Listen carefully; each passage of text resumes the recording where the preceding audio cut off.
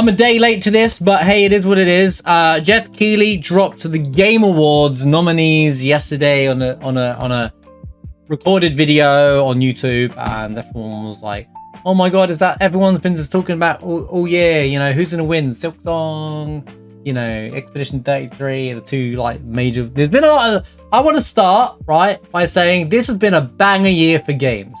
It doesn't matter if whoever wins these awards, okay? It doesn't matter. This here, it doesn't matter. It's opinion based, all right? So I know people online and get real mad about these things, and I know this is such a take that you don't expect a streamer to take, but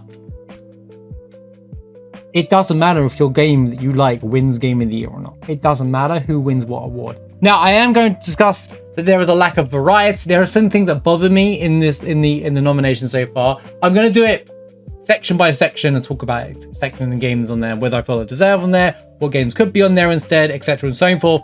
But overall, this has been a banger year for games. I think there's been a game for everybody. Whilst you might not be into, you know, the shooters, the people who are into shooters got Arc Raiders that just came out, and people are going praising the hell out of that, and Battlefield 6 came out late in the year as well, but didn't get anything for ages. You know, there's been something for everybody, and it's been really, really good year for games. Best year since 2017, I'd say, without a doubt. And 2017 was the year, you know, Horizon happened, Horizon Zero Dawn, happened, Hollow Knight, there was the Nier Automata. I could go on and just name any. You could be here for days about the games that came out in 2017. This is a very similar year. It's been a very good year, and not just for like new releases, sequels, expansions. It's been a really good year overall. So yeah, we'll just dive into the first one. How's it going, Not Ben? Good to see you. And yeah, let's see what happens. Start voting, shall we? So this website is incredibly slow, so I don't know how it's going to be like. Game direction, which, I mean, there's a lot of crossover. At least this year, it isn't the direction actually got two other games involved in this part of the list, rather than just use the same 6 games for the Game of the Year. But oh yeah, Split Fiction did well this year as well. I mean, Kojima. I can't vote Death Stranding 2 because I'm always going to be tied to Expedition 33, and I know people are going to be unhappy that I'm voting that. Why is this incorrect? I'm going to be like, why are you only voting for one game? But I do think that, you know,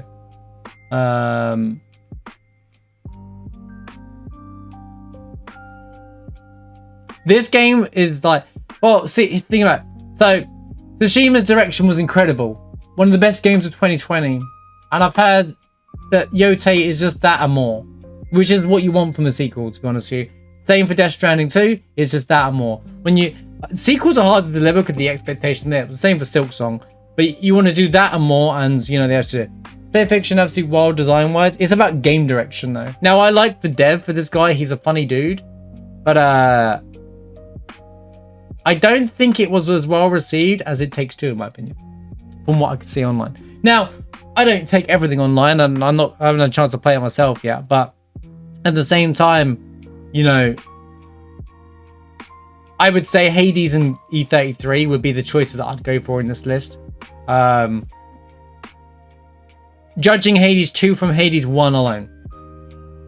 Because to me, Hades 1 was a perfect game. Like, I found there was hardly any flaws with that game. You know, I found very flawless. I found it was almost flawless. You know, the dialogue that never ends, the story, you still have to, you unlock new dialogue no matter how far. You could put hundreds of hours in the game, you still find stuff you never come across before.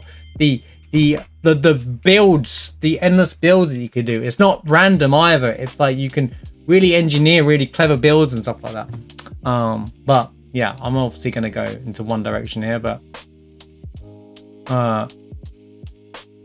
did this count as a vote? Keep voting. Next category. Yeah, okay.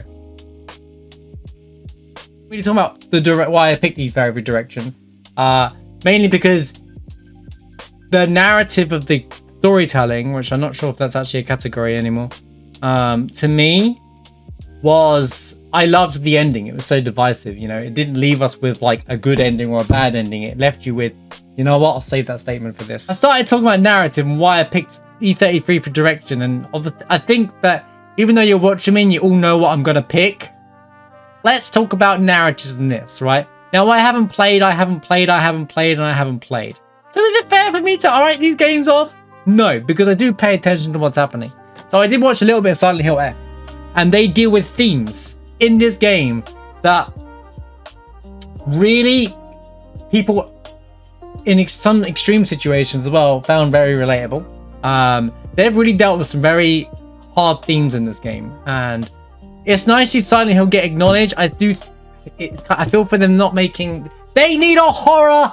There needs to be. I'll get onto it, actually. There needs to be a horror category. It's wild that they can't. The board of people that can't see this, but Silent Hill had because the last year they dropped out Silent Hill 2, right, as a remake. This year they did Silent Hill F, and from the trailers it looked really good, and they felt like they were going down to the roots, and they did it in Japan. You know, Japan and horror works really well together. The best horror movies come from Japan, and I don't know, Capcom is a Japanese company that made Silent Hill anyway, but I feel like it just felt kind of like in the right spot. They dealt with some really hard psychological stuff in this game as well. So great narrative, and if this won, I would be like, I would clap it, because I feel like they deserve it. I can't speak about the narrative Kingdom Come Deliverance 2, because I look at that game and I'm thinking, I'm not going to play this game for the story, really. It's like, I'm not going to play, I don't care about Skyrim's story, really. But I could be wrong, the narrative could be incredibly. And if there's anyone here who's played Kingdom Come 2, let me know, because I want to know about this game's story. I wish this came out last year, because I would have played Kingdom Come. There's just too many games that come out this year, and I have to focus on my actual content as well. So, how's it going, Groundmon? Good to see you. And I was stuck speedrunning Hollow Knight again. Yotei, I've just been told, wasn't as good as Tsushima's storytelling. But doesn't mean that's necessarily bad. Storytelling for Kingdom Come is pretty top tier. Well, it's good that it's up here. I'm actually really glad to see this game do really well. Feels like the game that no one expected to actually do well did really well. Well, actually, same could be said for E33. Nobody apart from me was hyping it up before E33 came out, by the way. Death Stranding 2, expected. I actually expect Death Stranding 2 to win this category. Because it's Hideo Kojima, and the Hideo Kojima fans are going to forever make out that he's the best storyteller in the entire world. So, and that's fine. That's fine. I'm sure Death Stranding's 2 story delivered, because everyone raves about Death Stranding 1 story. Now, I am voting E33, of course I am, because E33 to me had one of the best stories out. The reason why I love the game isn't necessarily the gameplay mechanics and the diversity in the game and how much you can do in that game. To me, it was the storytelling. From start to finish, you get invested in a character, you got invested in good stuff. Act 1, zip! You know, like, yeah, there might be some slight spoilers here if you haven't played E33, and, you know, why? You know, at this point, you know, come on. Like, if you're interested in the game, but, like, they would set things up in a way, even down the way Act 2 ends, and you think that's the end of the game because it feels like a final dungeon, and then it carries on even further. There's so much lore in the game and in the world building that, to me, it is the best narrative. And even if it weren't up for Game of the Year, I would have said this was the best story told in recent memory for me. I love the ending. It's incredibly divisive because they weren't afraid to do what they want to do. That even though the writers had to come out and think, because people cannot understand that there is no good ending or bad ending. There is no correct or true ending. There is just 2 endings, and they're both kind of miserable. And that's the point. You just interpret, or you go with the one you feel you connect more to. And the writer of the damn game has said this, and people need to listen to her, because that is the truth of it. And that's what's so good about it, is that it leaves you with wanting more, but you're not going to get more, kind of thing, you know. Even though there's a DLC coming for the game, like, it's obviously going to be set before the end of the game, kind of thing. One of those DLCs. So it's pretty more gameplay DLC oriented, let's be real. But yeah, storytelling was a win for me, 100%. We've got Claire Expedition 33 once again. Death Stranding 2 on the beach once again. Art direction. I mean, art is, you know, if we have to open our mind up here. Art, yes, visually probably goes to Yotei. Visually, it probably looks incredible. Hades 2, the art in that. I mean, I've seen Dionysus. I saw a clip of Hades 2, and I saw when someone goes to speak to Dionysus, And I was like, really, guys? Let's just say something's bulging, all right? But anyway, the art just looks, it is like Hades 1's art, but better, you know. And then Hollow Knight Silksong, which I agree. Now, I feel Silksong deserves it a bit. Now, it's hard because I love the art in E33. The whole game's about a flipping painting, guys. But Silksong also, I want to point out, one person drew all the characters in Silksong, by the way. There's one person. One person designs and drew all these characters. One person. The game is made by 3 people, right? One person drew and designed all those characters. One person, right? So it is important to acknowledge that the art in Silksong is you know, there's a lot that goes into it. The artist just never stops making characters. It's crazy. Really cool. One of the coolest interviews I've read about from Team Jerry. To me, it's between these two though. Personally, the whole thing is about art and art direction, you could say. Outstanding creative technical achievement and artistic design and animation. I think all these games deserve... I feel like the only one that probably misses the mark is Death Stranding, probably because the narrative makes up for it. I would say these 4 are unique enough individually to all deserve to win the award, which I think is a fair statement. Because one thing I like about this is that this has its own new art style. This has its own art style. The realistic beauty. You know, if you don't even have to play Yote to know how good Tsushima looked, right? This is going to look better than Tsushima, right? Like that bit where the start of Tsushima, where you go run off into the field and you see all the grass. And by the way, Yote does something very similar, and I saw that too. It's not a graphics award. It's an art award. Hades 2, I love the art in Hades. It's so detailed down to every character and individual like room and art. And then Silksong is exactly the same kind of conversation around Hades, to be honest with you.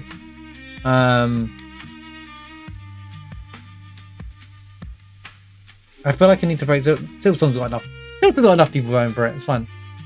Anyway, yeah, I'm voting for E33. It's really hard because I could pick Silksong, I could pick Hades. You know, I think they're all right. Again, any one of these win it, they deserve it, if I'm being honest with you. Okay, oh, man, it's just it's such a hard year. It's such a hard year. Like, it's such a hard year. By the way, Spotify got themselves involved in this, which means all these soundtracks are available on Spotify, by the way. So it's such a hard year, dude. But I don't know about Death Stranding 2 soundtrack. Someone who's played the game would have to tell me about that one. But I imagine it's a soundtrack that fits perfectly to the game story, right? Yote, look, the soundtrack for Tsushima was great, to be honest with you. Hades 2, I've heard, has an incredible soundtrack. Hades 1 soundtrack's incredible. I expect Hades 2 to be as good. Silksong, okay, so first one, I'm talking about Christopher Larkin. And had Lorien starred, not be on this list. I know, he's 33 again, but there's a reason. This guy came out of nowhere. We'll get to him, right? Christopher Larkin, okay, probably wrote these songs for the last 7 years and they were sat around waiting for this game to come out, right? I think Silksong's soundtrack is better than Hollow Knight's. Okay? I think it's better than Hollow Knight's. And I'll tell you why. Because Larkin probably had more resources to work with. You know? It felt like there was more sound. It felt like more orchestratic. You know, he really tried to create each area individually and have its own theme to each area. And that's what I flipping love about Silksong's soundtrack and what Larkin has done with Silksong is that, for example, Biowater, everyone's famous place in Silksong, you know, the place of all the acid and the worst place in the game, basically Blight Town from Dark Souls, right? It has this amazing, beautiful piano piece playing on top of it that you're sitting there going, man, I hate this place, but the music's amazing. You're like it's so well perfectly made for each part of the game. And like when you first get past the first town, bone bottom, and you start stepping out, it feels like I'm in like listening to Skyrim music almost. Like as the world is starting to expand a bit, and it feels really otherworldly. I think they just absolutely narrowed it. They didn't really reuse any of Hollow Knight's music either. Hornet's theme is barely referenced in Silksong, by the way. There's one track in the game where you hear like slight flicks and fluctuations that were used from Hornet's theme in Hollow Knight. It is a complete fresh set of tracks. Carmelita's track and boss fight stands out above all those tracks, in my opinion. I flipping love listening to that track over and over and over and over and over again. It never honestly gets old.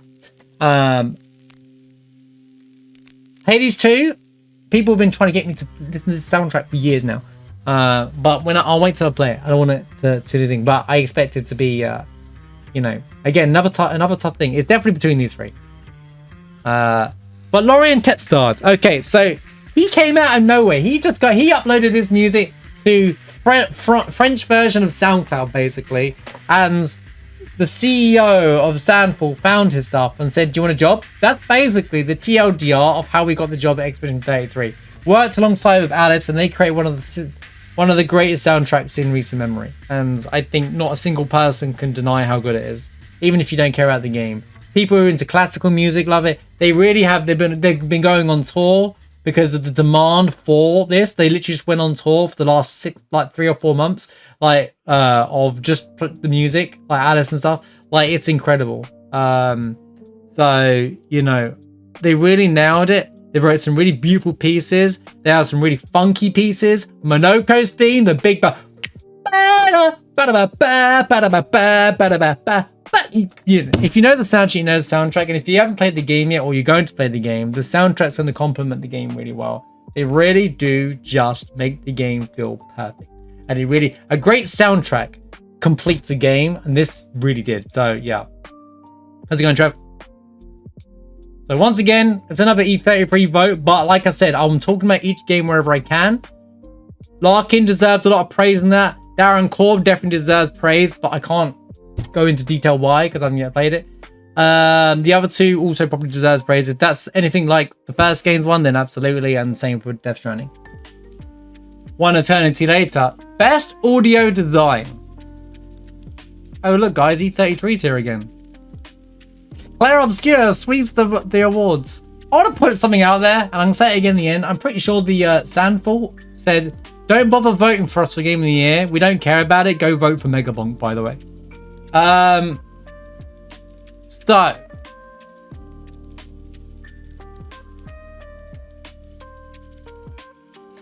Looking at the list on here. For Megalo no Tsushima, there was a lot of sound cues in that game. This game uses a lot of weird stuff for sounds. Battlefield 6, I don't... There's a lot of stuff. They just recreated Battlefield 4, which looks great. I think Silent Hill F will get this. And I might put my vote on Silent Hill F, to be honest with you. Because the bits I've seen of it use really cute, clever sound effects. And like I said, the game has a lot of psychology going into it. And I kind of want to give Konami a bit of... Did I say Capcom earlier on? I want to give Silent Hill a bit of praise for what they've done with Silent Hill recently. Because, you know, it's important to acknowledge that to create a game that has... to create an atmosphere in a horror setting that you need to do, it absolutely requires a lot of work and detail. And the bits I've seen of Silent Hill F was done extremely well. Ghost of Yotei used a lot of sound effects for audio design. Sorry, can't see. Used a lot of sound effects for just things that are happening, whether someone's noticed you, background noise. In fact, if anything, I always feel like Ghost was really good at showcasing different characters' styles and stuff like that, but that's got nothing to do with audio. So I didn't feel that would stand out to me. Death Stranding 2, I feel is probably going to win this category because it's its whole game. Well, no, the game doesn't surround about sound. It's weird. In a world, we don't have Hellblade here. It's weird to wear audio design without games like Hellblade here. But like, I feel like if there's a category it could win in is this. I don't think Battlefield 6 has done anything that's different to the previous Battlefields to win this category, to be honest with you. Don't get me wrong, Battlefield 6 should win best multiplayer game for sure. for this year. I know Arc Raiders fans will be like, no, actually, that game hasn't been out for long enough. I don't want to hear it. Battlefield 6 did well, and it looked great. It was the first time it made me go, bro, FPS games are back. But I don't think their audio design is anything different to previous games. It being loud noises and guns doesn't make it the best audio design. That's just noise. I think Arc Raiders is just going through its hype phase, just like every game does. It comes out within a week or so. Right now, I don't think Arc Raiders should be up for this year. It should be up for next year's things. But yeah, I'm obviously going to vote for the game that I, played and thing. But I think Silent Hill should win this category. And if Silent Hill wins it, I say they deserve it for sure. If I should talk about audio design with E33, actually, it should be fair to talk about audio design with E33. There's a lot of sound effects in the game that create a lot of atmosphere. It's not just the music. You can get away with an incredible soundtrack, but the sound effects go alongside of it. For example, the mocap actors on top of all that with the little things, and just like audio design would also kind of count the cast in a way as well, because it creates the world, the sound effects in the area, think about the little the gesturals. Audio design, they have basically their own language, but it's gibberish language, but there's like bits of English in there, like where what's her face is like my respector, but then she starts talking in a complete gibberish language. It's fantastic. So yeah. Okay, so best performance, E33. Charlie Cox is in the game for 5 minutes. All right, okay. I speed around the game, so I'm hoping you say that. Okay. Look. Okay. One, they all deserve to be here. Okay. Let's talk about the elephant in the room. Could this be the year that Troy Baker doesn't win the award and our boy Ben Starr wins? Anyway, let's get it in order. Troy Baker. Okay. So I wanna let me hide chat because I want Troy Baker to show up on the thing, right? Troy Baker. Okay. The legends himself, Troy Baker, let's be real, like, he's very talented, okay? And he deserves to be there, because if anyone's even seen any of Indiana Jones, just the trailer, the video game, he sounds like Harrison Ford. He feels like Indiana Jones. Troy Baker is so talented, he can bring every character to life that he gets a hold of. And he really just nailed, I didn't even get to play Indiana Jones, but because they nailed Indiana on the trailers alone, it made me want to play the game because I love the movies Indiana Jones. And I was like, man, it literally feels like Harrison Ford. One of the things I said to keep like old movies and stuff alive, you could do it through the art of video games going forward, because obviously actors get older and people, it's hard to keep that kind of like that thing fresh. Are these things going to exist 50 years from now? Video games can keep it alive, and he honestly felt like Indiana through Troy Baker, and I was like, that's great, because he actually feels like Harrison Ford. Even Harrison Ford went out of his way to compliment and said, I can't believe that's not me doing the voice of him right now. Konatsu Kato for Silent Hill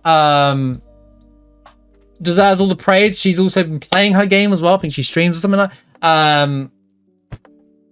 I've seen a lot of good stuff around her, and played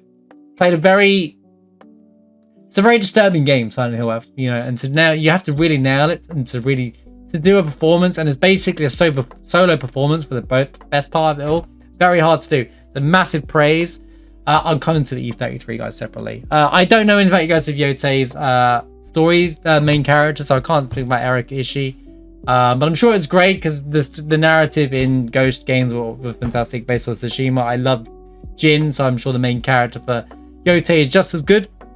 Right, which order do I do this in? Because my two favorites of current video game voice actors are right here. Right, Charlie Cox, right? Mr. Daredevil himself. Now, why is he on this list? He's in the game for a limited amount of time, right? No spoilers, but spoilers. However, the voice of Gustav, he didn't even know it was a video game. This is the guy, for example, who the story behind Charlie Cox is that he got called in for a job to do a video game. He doesn't play video games himself. In fact, after the success of E33, people are asking him about Gustav, and he was like, wait, that's a game? And I think his nephew or something told him about the game, and now he's gone back to play video. He hasn't played games since like the N64 or something, he said in an interview. But he went in and he did his lines in about 4 hours. Think about this, that conversation with Lune, you know, when he's like, fuck the mission, right? Excuse my language, I know I don't normally swear, but like that bit there, very iconic scene from E33, right? He did that by himself.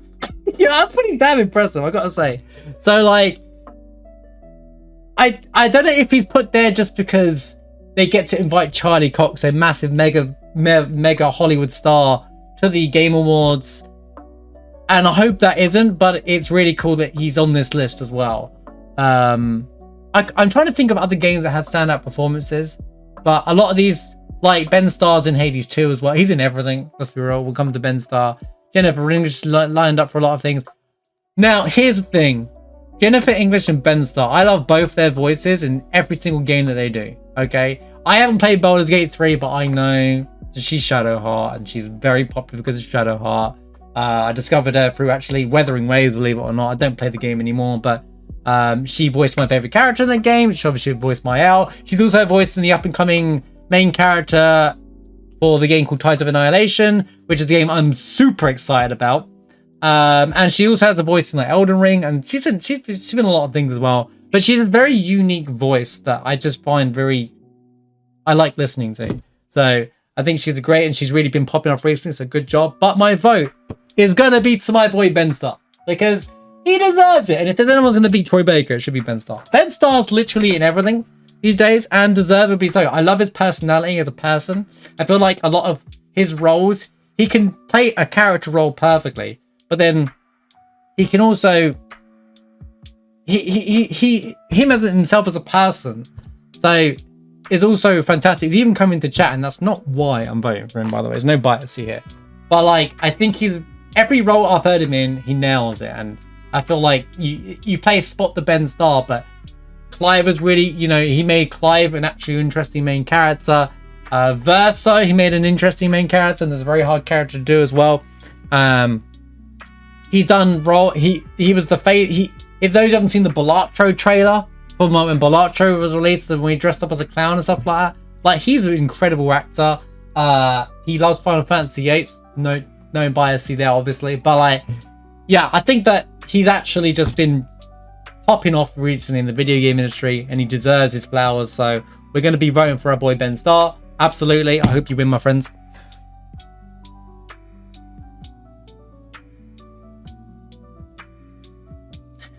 Do I feel that there should be, is there any other games that anyone can think of, by the way, that another actor deserves to be on this list?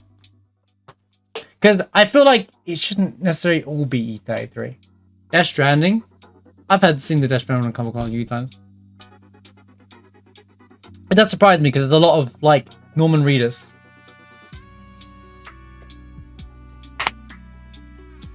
Ben Starr in Hades 2. Yeah, I know he's in Hades 2, but Ben Starr's here, so it's just performance. So I think a game that doesn't involve these six characters, these like six actors, I was excited to see Ben Starr on the list, but then I was like, no, Jennifer English on here as well. I'll vote Jennifer next year. I'll vote Jen next year.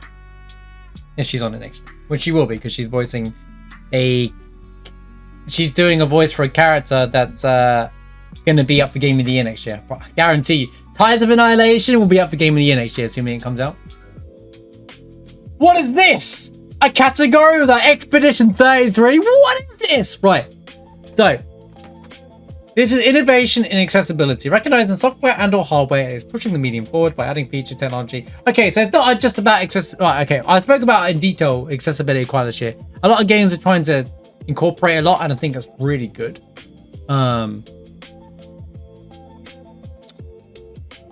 Assassin's Creed. Okay. Doesn't matter. Anyway, and Assassin's Creed Shadows, I don't know what accessibility is in the game, but yeah, anyway, moving on past Supersoft. Atomfall, I don't know if anyone's played Atomfall, but I don't know if the game didn't look like it was doing anything. I would say it's going to be South of Midnight or Doom.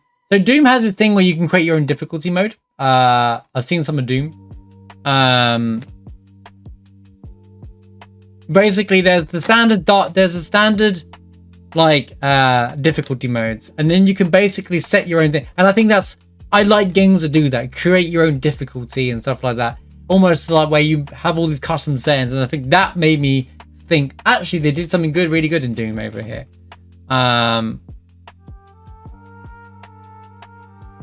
And I've heard lots of good things about South of Midnight in terms of, but I'm going to give it to Doom because I honestly don't know what else to vote for. I don't think FIFA does anything different. I don't care unless you know, even though they can only add to experience. It's not about the game though, guys. It's about accessibility. It's about innovation and accessibility. What are they doing to the game to give you more options in that game? FIFA is the same game on repeat. No matter what anyone says, it's the same game on repeat. Doom looks like they've added it. I don't know anything about Anvil. I don't have any faith that Ubisoft are doing anything fresh. And South of Midnight, if it was an art thing, I would say, yeah, the art is very unique and interesting. But I'm going to put it into Doom. I can't comment too much about it. But I've seen the settings list for Doom, and I think like this can get my vote. Makes more sense. Gains through impact. And I'm probably going to hit... oh, I know what I'm voting for. So... I haven't heard of this and I haven't heard of this. These all games actually kind of would be interesting because they're very unique styles game. Thought-provoking, pro-social meaning or message. Now, there's a line with messages in a game where the idea is it's creating that narrative of something that you can relate to, but it's not trying to, like, you know... A lot of people are going to jump into this and think, well, they're just trying to feed stuff down my throat to make me think about the gut. That's not what these games are, okay? It's more of like, here's a relatable thing that's made, you know, that people can connect to. Something unique that some people, they're not for everybody, these games. They're absolutely not for everybody, okay? There's a lot of negative ass people out there that make no effort to actually understand what these types of games are. And then they shouldn't have an opinion on it, quite frankly. If you're not going to play it, don't have an opinion on it. Who cares? It doesn't affect you. There are some people that connect to these types of games. Wonder Stop is a game that really... I was going to play again, another game I was going to play this year because it gave me this, the storytelling. Wonder Stop was that game with the trailer where she was like, she looked like you were farming a thing and then she was having tea and you had to farm your own tea. But then there was this really dark thing. It gave me this Celeste vibe, storytelling wise. If Games of Impact would be on there, Celeste would be on there on the year it came out. Okay. That's what I'm trying to say. That's what Games of Impact are. Celeste would have been on this list, for example. So rather than, you know, I know what people would use the W word for some of these games, but that's not it at all. That's not what these games are. These games are delivering a very heartfelt message or something within the game, you know? So it's not a game for impact. No, it's a narrative driven game. That's not thought provoking or pro social meaning or message. But you're not understanding what the impact here, Travis. It's not the impact it had on the gaming industry. Otherwise, E33 would be on here again. You know? It's about what's in the game that makes it special, unique. You know, and I look at this thing and I think Celeste would be in this category if it came out. And Wonder Stop was the game that I was considering because it felt like a Undertale / Celeste kind of like in terms of like deep meaning story. So would Undertale, to be fair. Next ongoing game. So live service game. Are we ever going to stop putting Fortnite on this list? Seriously? It's the same game on repeat, is it not? Where's World of Warcraft? That is a good point. Where is World of Warcraft? No Man's Sky. It can't be doing anything fresh anymore. Like, it can't...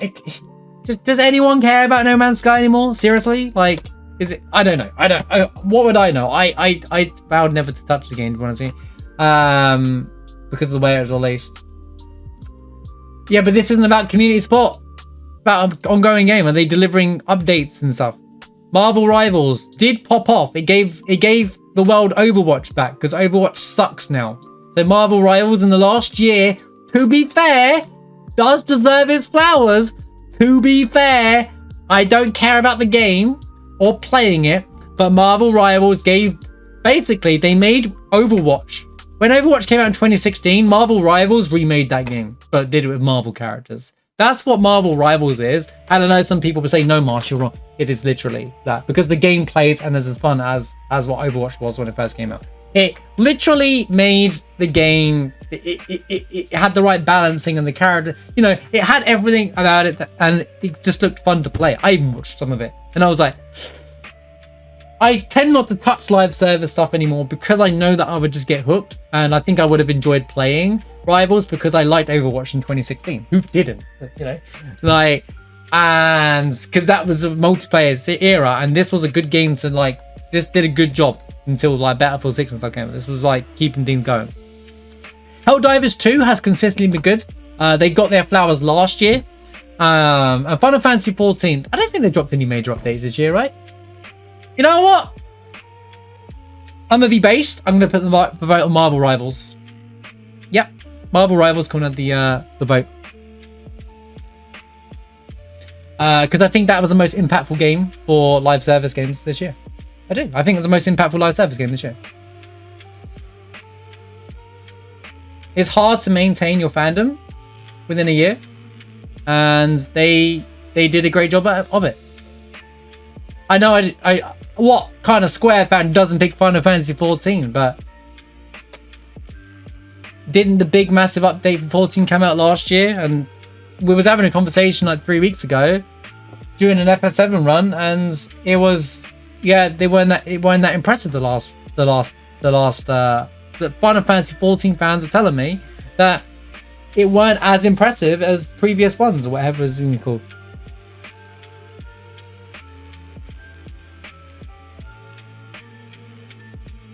Fortnite is Fortnite. I do praise Fortnite where, you know, they do really good collabs, to be fair. They're really good at making their collabs look really good.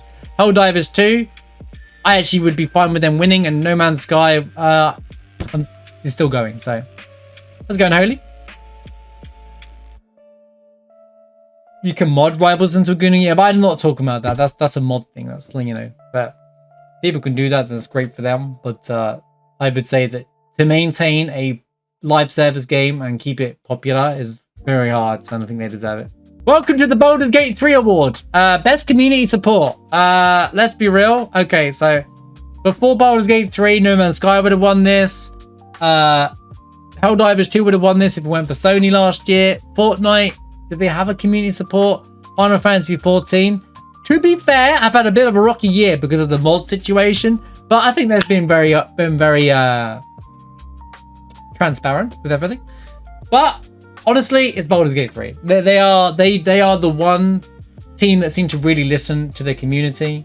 So I'm voting Baldur's Gate 3, and I don't even care for Baldur's Gate 3. I'm a Dark Alliance, OG Dark Alliance fan, but I don't really care much about Baldur's Gate 3.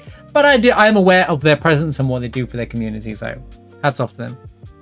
Also, the guy who made Baldur's Gate 3 gave one of the greatest speeches at a Game Awards and said, those AAA companies are out to make money. It ain't about that. It's about video games. So for me, he'll always be a win to me. So yeah, I did know that he was talking about Claire Obscure in that speech. I was aware, obviously not at the time, but I know now after the fact that he said there's a game coming that's gonna completely change the face of video games, and everyone's not gonna see it coming. And it was about Claire Obscure.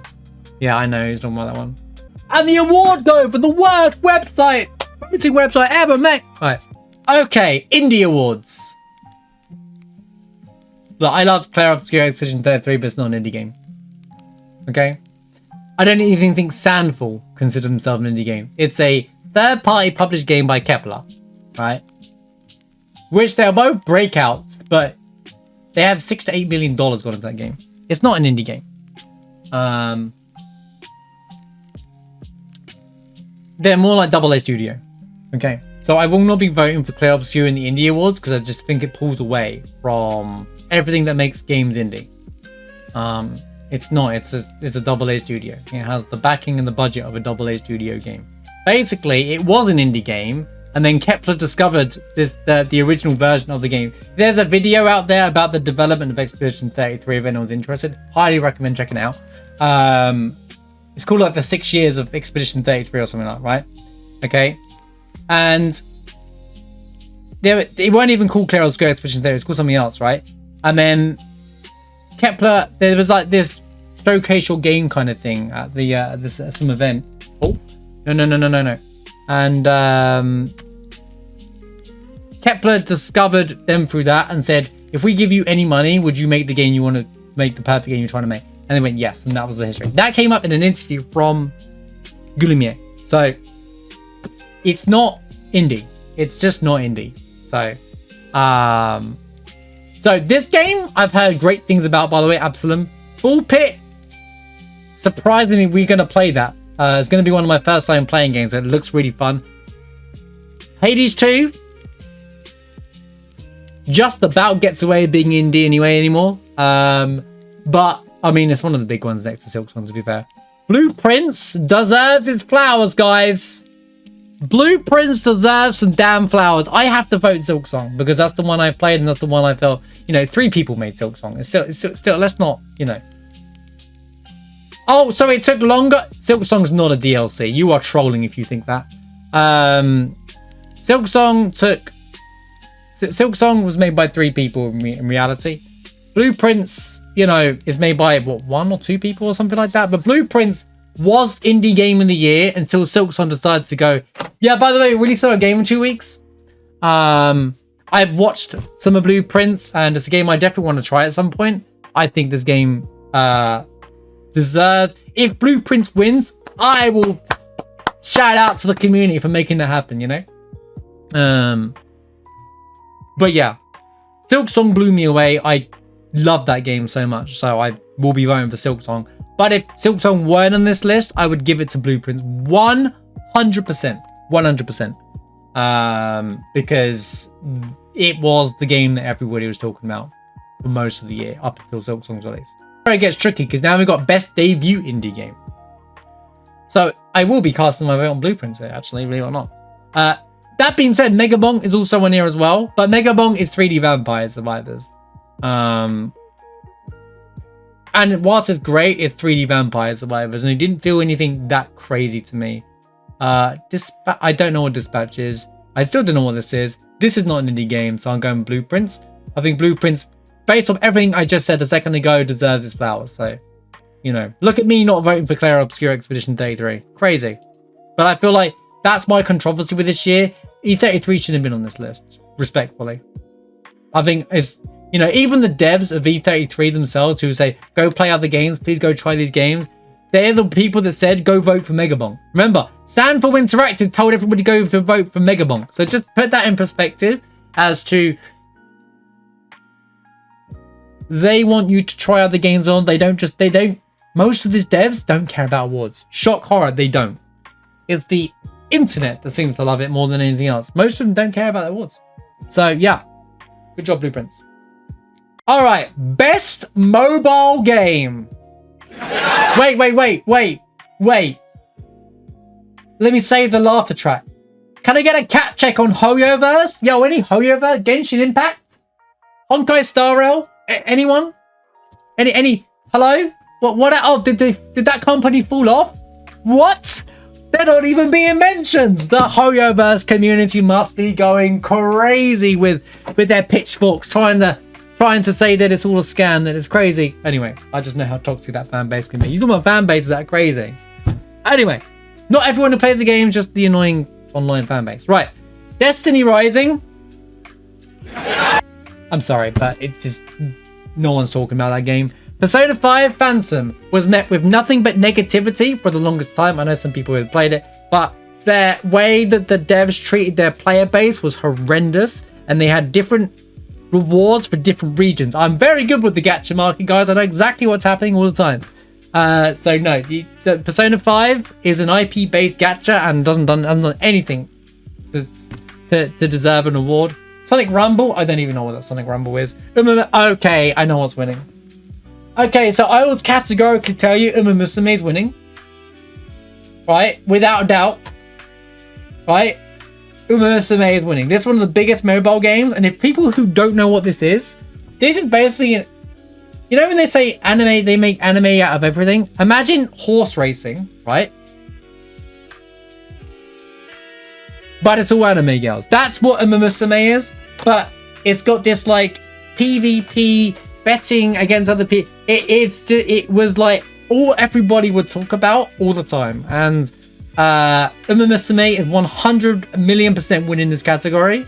And I kind of like, yeah, sure, I agree. I was a Wuthering Waves player up until very recently. I stopped playing the game 2 or 3 months ago. I got bored of the cycle because it was just, the gameplay cycle got boring for me, but the storytelling was pretty good. Who the heck is that guy there? And that person there? But the storytelling, Cartethia wasn't like, there's characters like Cartethia, Carlotta, who were two of my favorite characters in that game. Frolova was a great villain, and once Frolova had departed the game, let's say it, I was kind of done with the game at that point as well. But the gameplay itself was good, and I'm going to cast my vote to Wuthering Waves for now because that's the one I know. But Uma Musume is winning this for sure, you know. So yeah. Best VR and AR. So Midnight Walk is the one that looked interesting, right? So I'm going to put my vote on that one. I've got nothing to add with the VR. I don't play VR games, so I don't really know. You know, maybe one day we'll get deep diving like Sword Art Online, and I'll be down for that. Until I can do that, I don't really have much to say about VR. The Deadpool game did look fun, by the way, but you know. Right, here we go. Best action game. Wow, Ninja Gaiden 4 only came out like a month ago. Right, so Battlefield 6, Doom, Hades 2, Ninja Gaiden 4, or Shinobi? Shinobi's basically an indie game. Battlefield 6 has one of the best multiplayer games that come out this year, but that's a separate category. Oh man, the peaks in that. Battlefield 6 deserves recognition this year. It's nice to see. Battlefield 6 is one of the few times I'm like, yo, EA actually cooked this year, to be fair. Doom. I've watched Doom, the third one. It didn't seem that great comparatively to 2016 and Eternal. Well, Battlefield 6 looks as good as 3 and 4, and I think that's all it needed to do. Bring back that era, because Battlefield had gone stale for a long time. Hades 2... Ninja Gaiden 4 looked extremely fun, and Shinobi, I plan to do a play of that game. We did the Ninja Gaiden... I think Ragebound would have been on there, but Ninja Gaiden 4 was on this list as well. So, yeah, but there's action in the game, Trev. That's the thing. Like, there's action in the games. Saying they're shooters and not action games, but there's action in them. So you could say, yeah, well, they fit into it. It's like when they have action and action adventure. There's the same games on there. It just doesn't. It's action. Exactly. It's such a There's such a broad, such a stupid like.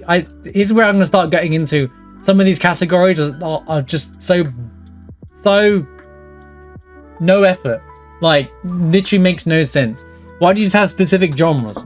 A horror genre, a strategy genre. There actually is kind of a strategy genre, but like, just do more of that. Do more. There's so many genres, and horror specifically has such a massive gaming space, and there's so many games get overlooked because they won't do anything about it. Anyway, I'll speak more about it at the end.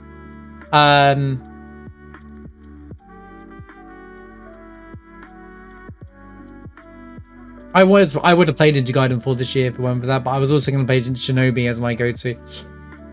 I feel bad for not voting. Well, Hades didn't get enough votes. I'm going to give it to Shinobi. Shinobi can be my vote for this.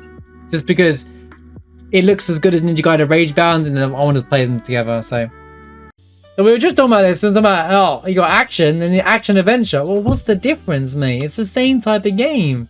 Combining combat with traversal puzzle solving. Well, one of these two would get the vote then. I mean, that's a multiplayer game for sure, but let's think. Silksong have puzzles. I mean, it does have the Mist. Well, it's an open world 2D game. That's what Metroidvanias are. So yeah, I'll give it to Silksong. I don't need to talk about it in much detail. We spoke about Silksong anyway. Well, I think we already know what I'm going to vote for. But best RPG. Last year we had the likes of Metaphor, Rebirth, and all that stuff like that. This year, there's only 2 games that really stand out on this list that deserve to be voted for, and it's 100% these 2.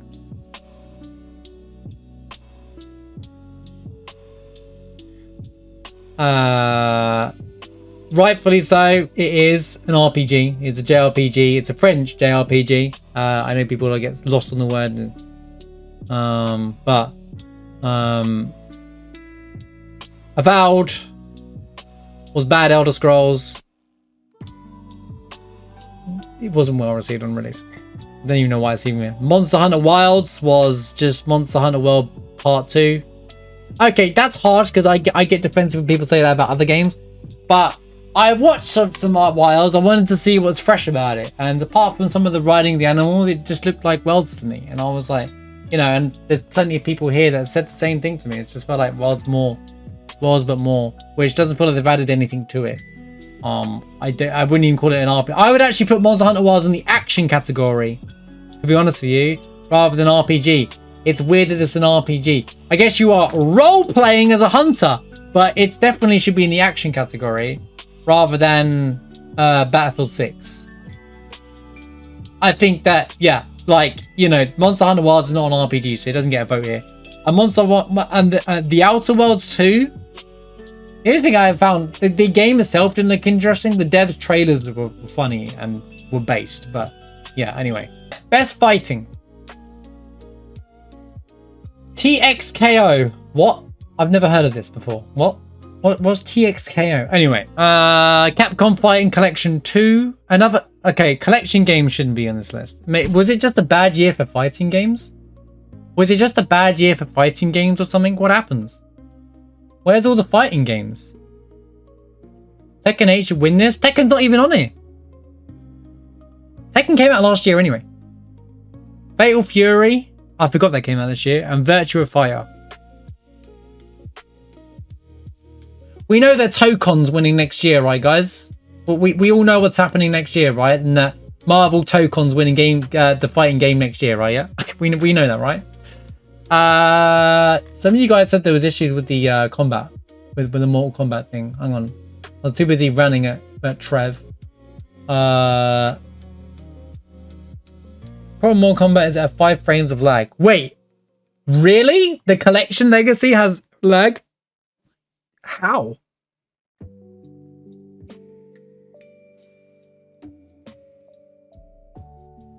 Wait, they botched the Mortal Kombat Legacy Collection? How do you botch that? It's just porting the old games. You could just grab the emulated version. Bro, I don't know how you botch these ports, bro. I just don't. Okay. Well, my vote's going to go to Virtua Fighter because that was the one that surprised me for announcements. It turns out, even though I wouldn't have voted for these two anyway, because I don't believe in voting for legacy collections as a thing that you should, that's, you know, I was questioned earlier on about, do sequels deserve to be up for Game Awards? I don't think, I'll be like, yes, they do, because they're fresh, brand new games, whereas this is just, oh, here's all the old games thrown into one emulator, and apparently this got botched, and I don't know about Capcom, but this is the 80th version of Capcom Fighting Collection they've ever released, so Fatal Fury, just looks like Street Fighter, but it looks really fun, to be fair. And Virtua Fighter came back as well. It's hard to pick between these two, actually. I think I would have picked either one of these, but we'll give it to Virtua Fighter because I feel like the other one's going to win anyway. So I think Fatal Fury will win that one. I don't know what TXKO, but we all know that Tokon's going to win next year. And if there is a fighting game I'm going to play, it's probably going to be that next year at some point. Yeah. All right, best family game: Donkey Kong Lego Party, Lego Voyages, made by 2 different studios, Mario Kart World, Sonic Racing Cross Worlds, and Split Fiction. Okay, 1. Is Split Fiction a family game? Appropriate for family play, irrespective of genre? I mean, people might say family is not. When I think of family, I think of, like, you know, would a kid enjoy this? Would an adult enjoy the same thing? You know how, like, Pixar movies are? You know, an adult can enjoy Toy Story and a kid can enjoy Toy Story at the same time. That's what I think of family, this category, right? Donkey Kong can see well with that. Lego is... Mario Kart World flopped this year, let's be real. Sonic Racing World popped off. Is known as the better kart game this year, which is kind of wild. And Split Fiction has some dark themes and it's not a family game. I mean, I don't know the story narrative properly, but I know that it's probably not. Like, it deals with some more real themes in it. I think it's because the two characters are based off his daughters, or at least the names are. But Mario Kart is not doing good, and wouldn't consider as a split figure. Yeah, exactly. These two, Mario Kart is not doing good. Mario Kart, they took Mario Kart 8 and just put it in an open world thing with the PS2. Sonic Racing Worlds looks like a really fun game. Yeah, and I'm voting for Sonic Racing Kart. I've watched some Sonic and I was like, bro, what Nintendo have really blocked this year a bit, haven't they? Like, Switch 2 wasn't that impressive on release. Their standout kart game wasn't that impressive, especially when Sonic ones came out. The fact that, you know, Sonic's available multiple things, like, it's kind of crazy that it struggled. Considering Mario Kart should win for free, surely, but, you know. And if it does win, it's because the crazy Nintendo Online people are going to be like, oh! Okay, best sim and strategy game. So, I don't know what 2 Point Museum is. Never heard of it in my life. The Alters. Okay, so I haven't played this, and I heard it recently, but this game popped off this year. This game was extremely well received. Indie game, I believe. So why isn't that on the indie list? Anyway, Tempest Rising. Didn't look that interesting. Civ 7. Probably did really well. Jurassic World 3 doesn't look that interesting.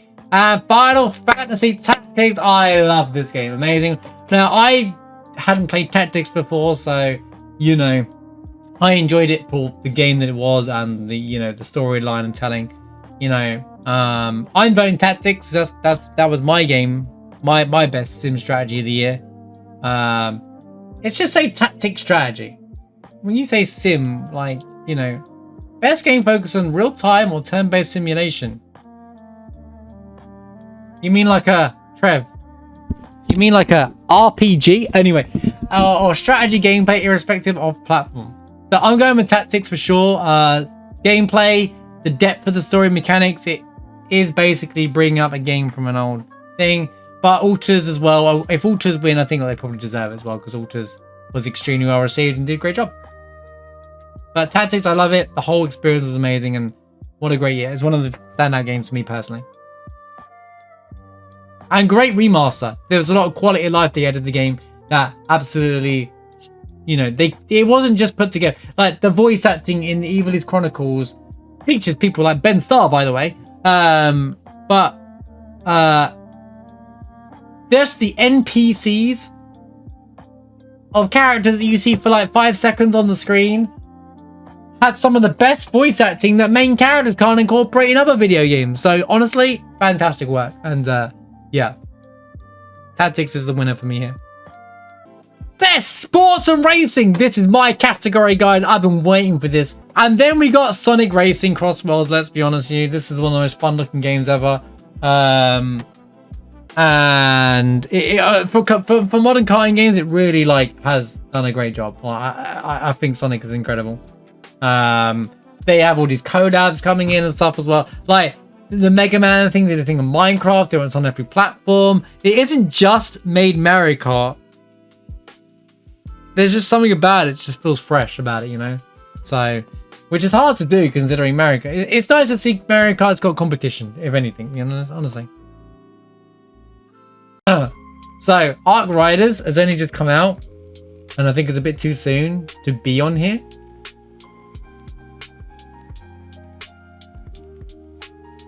Battlefield 6 was the game that made me think I actually wanted to play an FPS game for the first time in like 10 years.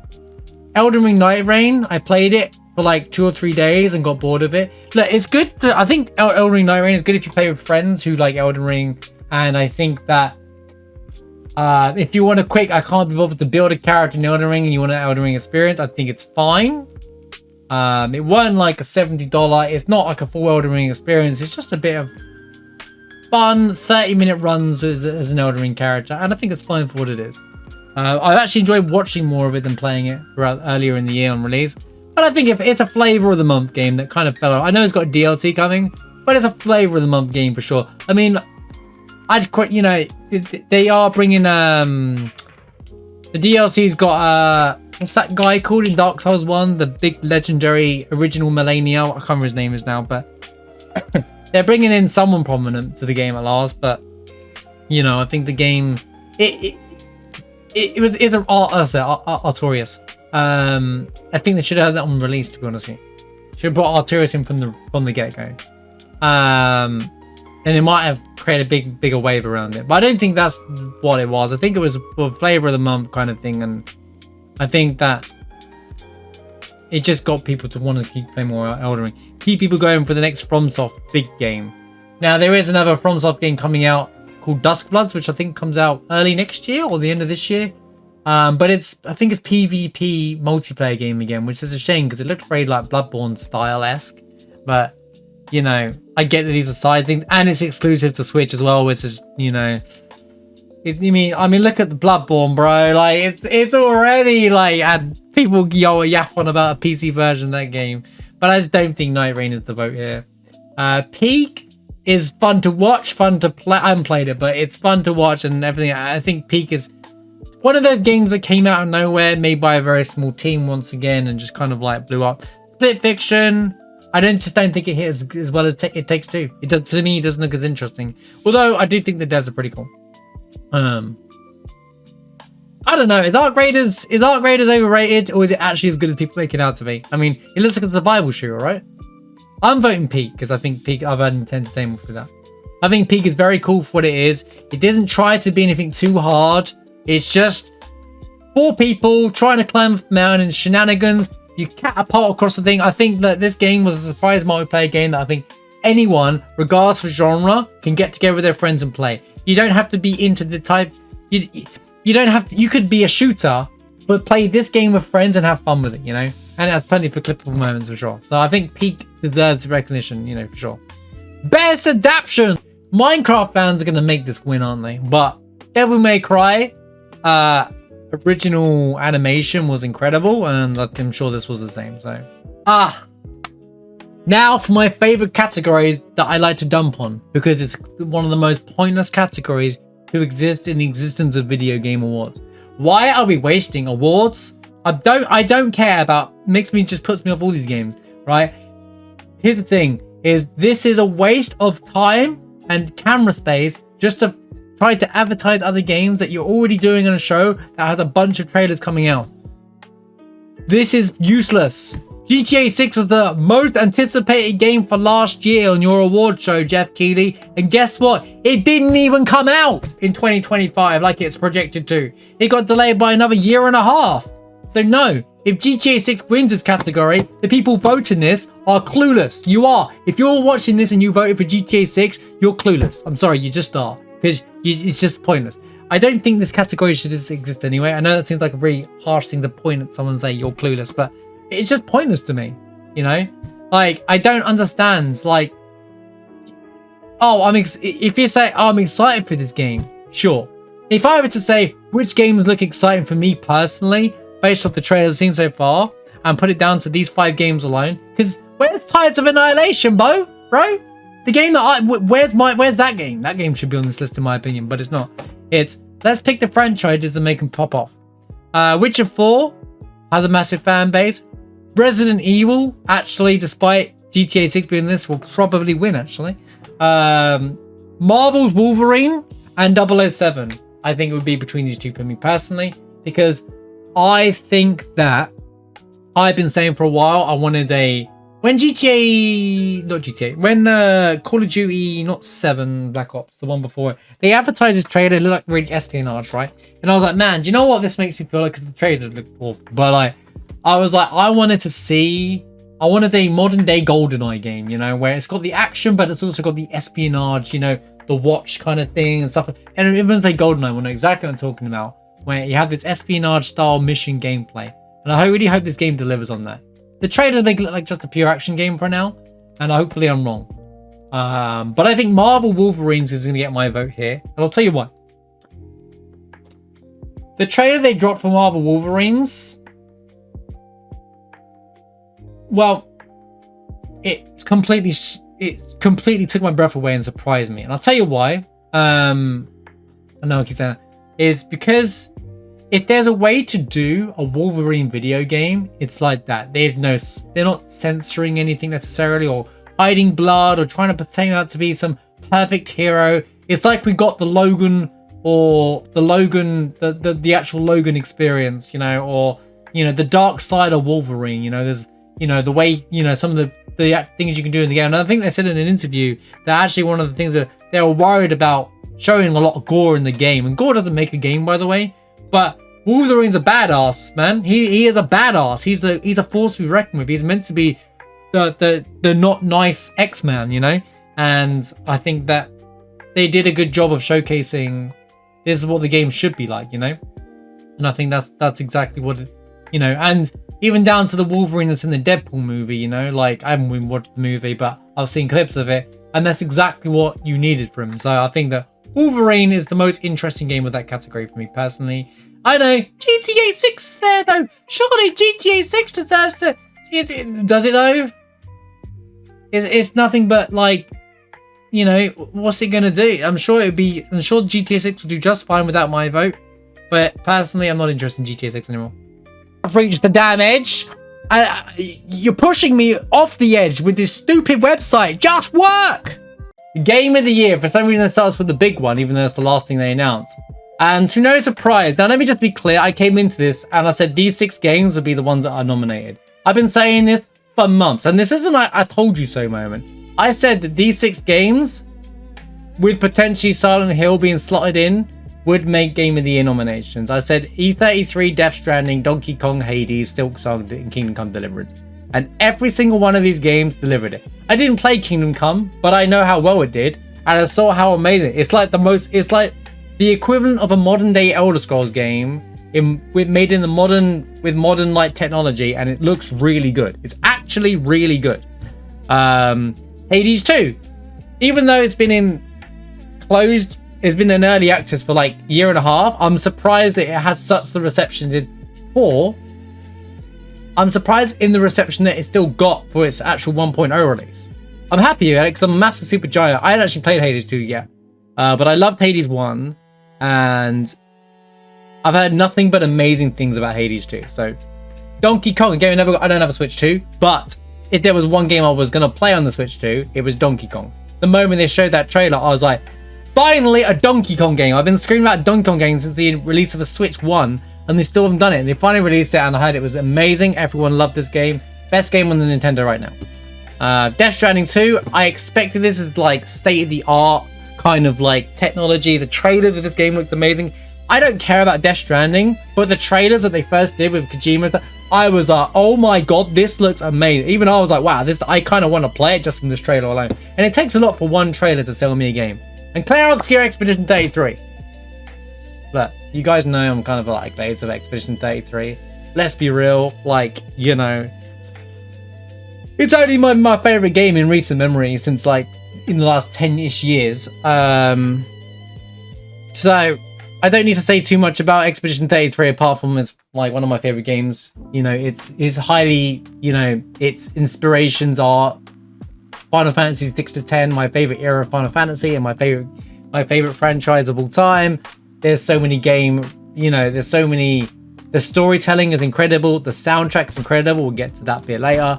You know, so my vote will go to Claire Obscure Expedition 33. That being said, I think that this lineup is fantastic. Every one of these 6 games, sorry, the chat keeps hiding Kingdom Come over it. Every one of these games deserves to be on here. And I would say to the 2 games that didn't get to make on this because it was a tough year. Silent Hill F, I heard, did extremely well. And Ghost of Yote was looked amazing. It sounds like it followed up Ghost of Tsushima really well. I didn't talk about Silksong, actually. Silksong, I flipping love Silksong. And had this not been here, I probably would have put it on Silksong. Massive Hollow Knight fan for me. So obviously, I think that considering, you know, and people will say, oh, what, 7 years of hype. It took so long for the game to come out. I'm going to be real. Games take a long time to make. You just don't know it because they're not been announced yet. This game was forced announced because of a Kickstarter. And the devs themselves didn't hype this game up. The online annoying fan base did. I'm not talking about the actual fan base. I'm talking about the annoying people online. Because every single game of this has an annoying fan base. right? Including E33 as its annoying fan base online. But Silksong delivered.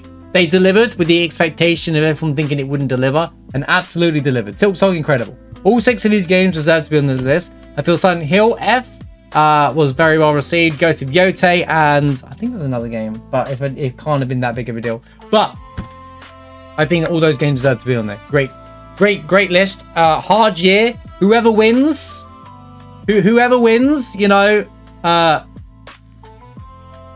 whoever wins, I think that game would deserve it anyway, to be quite honest with you.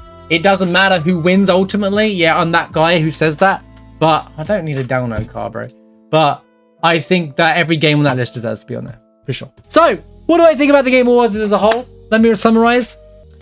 It doesn't matter who wins Game of the Year. If you're the game that, if Expedition 33 wins Game of the Year, and you wanted Silksong to win, or you wanted Donkey Kong to win, it doesn't matter. This year, 2025, has been one of the best years in video games I've had in recent memory. So, it was a tough year regardless, and E33 did sweep the awards. Not because other games haven't done anything to be impressionable, it's because it was just a tough year for video games, and E33, Expedition 33, absolutely did something. It did kind of make everybody, regardless of what kind of genre, turn their heads and be like, you know what, this game's pretty good. Whether it's for the story, the gameplay, the mechanics of it all, the world, whatever it was, it did something to impress everybody. Okay? And it takes a lot to do that. But every game that was up for Game of the Year deserves to be there. I said it at the start and I'll say it again. It deserves to be there. Every game that's on this list, near enough, deserves to be there. There are some games that got overshadowed a bit. Again, but hey, it is what it is. It's a tough year, and I think every game deserves, you know, we should be celebrating these video games, not going, man, I can't believe E33 won. I'm so mad about that Silksong didn't win. When in reality, the Silksong devs and the E33 devs are happy for each other. That's the truth of it all. In fact, there was a collab piece of art between Silksong and E33, and there's even a reference in Silksong to Expedition 33. They acknowledge each other in their own video games. So those who come after is one of the dream things that you can find in the game. They actually reference E33. So they all acknowledge each other's existence and enjoy it. So just for the love of God, stop trying to find drama on the internet. Stop trying to freak out about whatever game or I understand you want your game to win, but in reality, most of these devs are just happy their games even getting recognition and that you're playing the game. At the bottom line, whether you made it the Game Awards or not, doesn't matter. It's all a bit of fun. Most people watch it for the trailers anyway. So the upcoming gaming trailers, and that's what I watch it for anyway. Whoever wins, it doesn't matter to me. Yes, I'm cheering for E33 because it made him very impressionable. It was very impressionable to me, and I didn't. And whilst I was excited for it for the entire year before it came out, you know, before all the hype and it all popped off, I still think that I'm really proud of its success, you know. But every game, Donkey Kong did extremely well on the Nintendo front. It's not the only Nintendo game worth talking about this year. Silksong did an amazing job with, you know, exceeding an expectation, delivering on high expectations. Team Cherry had to deliver expectations on really high level because everyone been bigging this game up for so long, you know? Not the Team Cherry themselves, just the loud online fan base. And not the whole fan base, is it? Death Stranding 2, you know, I hope there's a variety of wins. Like people always go, you know, maybe Death Stranding 2 wins the narrative, but the Game of the Year goes to E33 or something across the... I hope there's more, not just one game wins it all. I know, like, you could say, well, if that's the Game of the Year, why isn't the best narrative, the best art, the best music? If anything, Laurie and Tetstard being the, you know, even the soundtrack was hard this year. You know, what a category that is for like some of the best soundtracks you've had in like the last 5 years, let alone 1 year. So, you know, it's not about, oh, we just picked E33 across the board, because I've acknowledged and I've gone into detail in each category why I think each of those games deserve recognition. Okay, not every streamer will do this, not every YouTuber will do this. I have acknowledged the other games in the category, whether I play them or not. I think it's important. A lot of work goes into making games, and games aren't made in 5 minutes. When a game takes 7 years to make, there's a reason why it takes 7 years to make, because it's not, because games don't take 5 minutes to make. The games that do take 5 minutes to make, guess what? never show up on these awards. Do you see Call of Duty Black Ops 7 anywhere? There's a reason for it, because no effort went into that game. All right, that's the reality to it. That is the scary reality behind it. You make a game like the guy from Baldur's Gate 3 said. Make a game with love and passion and a team, and you have a vision and you stick to that vision. That is what deliver a game that's successful and reaches people's hearts. And Expedition 33 did do that this year, and that's my opinion. I'm not getting this out now because I'm not going to say this. Well, I'll probably say this a bit on the Game Awards tonight, but I'm going to be more talking about the trailers that came out. You know, like every game here deserves recognition. It looks like I've picked only E33, but I've acknowledged every single game's. As far as I know, with the information that I have on those games, and saw what was so good about them, you know, and acknowledge what was good about them. So please vote for this. This is an opinion based though. If you disagree with me, that's fine. Go and vote for yourself. Nothing's stopping you. Go to the Game Awards and the very unfunctioning website that it is, unfortunately. I'm looking forward to the game show. It's to the show itself in on the 11th of December. It's going to be great. And I'll be doing a watch party as always, like I do for all these big events, and I hope to see you there. If you like, let me know what you think what your game of the year is as well in the comments below. I would appreciate it. And you know, we'll see you at the Game Awards, where I'll be hosting virtually alongside Jeff Keighley. Thanks for watching. Peace out.